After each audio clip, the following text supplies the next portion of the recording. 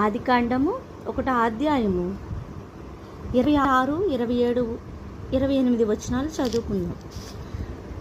దేవుడు మన స్వరూపమందు మన పోలిక చొప్పున నరులను చేయుదుము.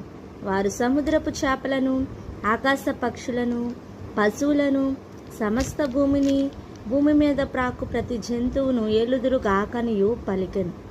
దేవుడు తన స్వరూపమందు నరుని సృజించెను. దేవుని స్వరూపమందు వానిని సృజించెను. స్త్రీనిగాను పురుషునిగాను వారిని సృజించెను. దేవుడు వారిని ఆశీర్వదించెను. ఎట్లనగా, మీరు ఫలించి అభివృద్ధి పొంది విస్తరించి భూమిని నిండించి దానిని లోపర్చుకొనుడి. సముద్రపు చేపలను, ఆకాశ పక్షులను, భూమి మీద ప్రాకు ప్రతి జీవిని ఏలుడని దేవుడు వారితో చెప్పెను. దేవుడి పరిశుద్ధ మాటలు దీవించునుగాక. ఆమేన్.